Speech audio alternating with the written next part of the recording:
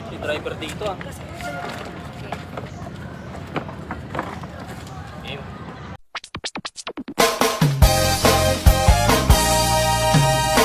Gusto niyo bang marinig ang mga kwento? Gusto niyo bang malaman ngayon?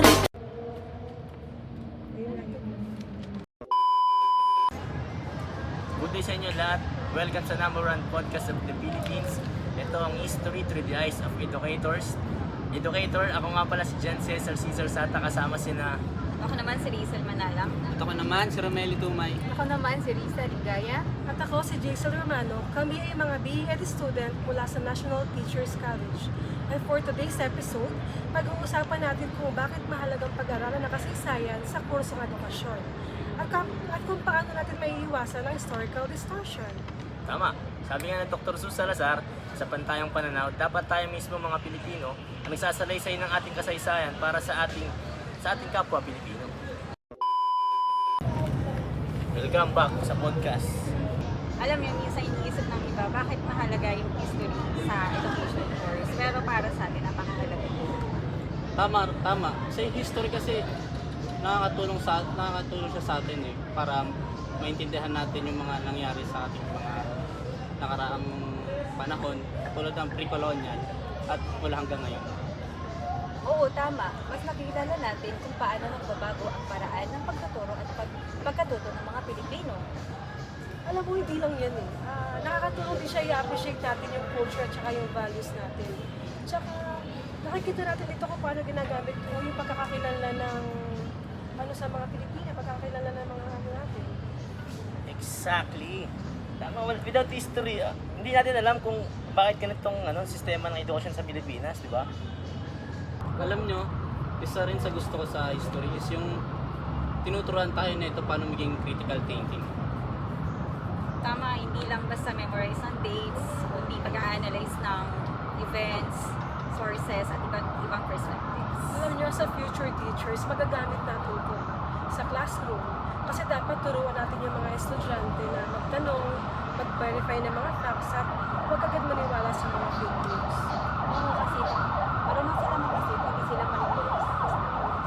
Higit sa lahat, tutulungan din tayo ng history na magkaroon ng empathy. Mas maintindihan natin yung mga pinagdaanan ng tao, tsaka nagkakaroon tayo ng respeto sa ating mga nila. Speaking of fake news, yan din yung dahilan kung bakit importante natin pag-usapan ng historical sa ating kasaysayan.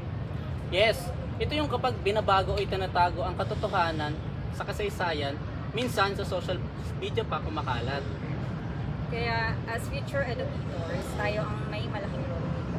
Uy, tama. Dapat turuan natin yung mga bata na maging mapanuris at basahin yung mga credible sources. At alamin ang kwento bago mag-react.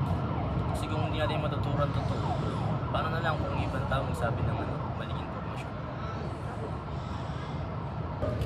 At alam nyo, sa totoo lang, ang pag-aaral ng history hindi lang naman tungkol sa pag-aaral ng nakaraan, kundi ito ay gabay para sa ating kinabukasan. Oo, sa pantayong pananaw, tinuturuan tayo na tingnan ang kasaysayan sa pananaw ng mga Pilipino. Hindi lang bilang facts, kundi bilang bahagi ng mga Pilipino. Siyempre bilang tayo, future educators, tayo yung tagapangalaga ng katotohanan. At sa pagtuturo ng kasaysayan, tinuturuan din natin ang mga kabataan na magmahal sa ating bayan. Exactly. Siyang gurong marunong sa kasaysayan.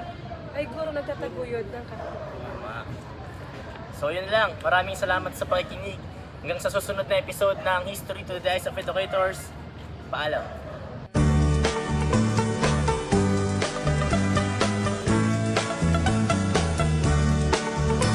On March 16, 1521,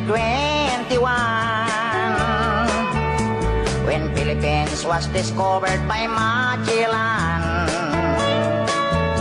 they were sailing day and night across the big ocean until they saw a small Limasawa Island.